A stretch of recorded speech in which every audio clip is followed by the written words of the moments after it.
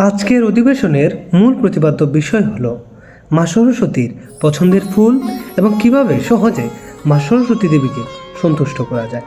ধর্মীয় অজানা প্রসঙ্গগুলো জানতে অবশ্যই আমাদের চ্যানেলটিকে সাবস্ক্রাইব করে আপনাদের সঙ্গেই রাখুন। জ্ঞানের দেবী মা সরস্বতী হরেক রকম ফুল পছন্দ করে থাকেন। ওই সমস্ত ফুলে অর্ঘ্য সাজালে মাকে সহজেই তুষ্ট করা সম্ভব। পৌরাণিক গ্রন্থসমূহ থেকে জানা যায় মা সরস্বতীর সবচেয়ে প্রিয় ফুলই হলো লাল পলাশ ফুল। লাল পলাশ পুষ্পবিহীন সরস্বতী পূজা প্রায় অসম্পূর্ণ। বসন্তে এই লাল ফুল ফোটে থাকে সব জায়গায়।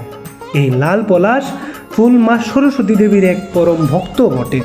শাস্ত্রে কথিত রয়েছে মা সরস্বতীর জন্যই নাকি বসন্তের এই সমস্ত দিনে লাল পলাশ ফুল ফুটে গাছে গাছে। মায়ের পূজায় এই ফুলের ব্যবহার সর্বোত্তম বলেই শাস্ত্র এবং সাধুরা সিদ্ধান্ত দিয়েছেন।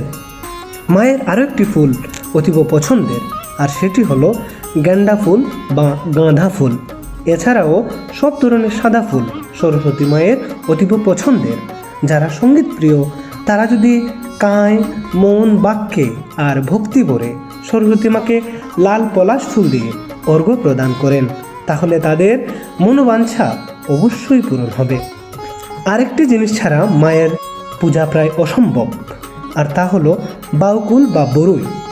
একটি পুরাণ কাহিনীতে দেশদেব ও মা সরস্বতী দেবীর কাহিনীটি রয়েছে যে বাউকুল সরস্বতী মায়ের কতটুকু প্রিয়।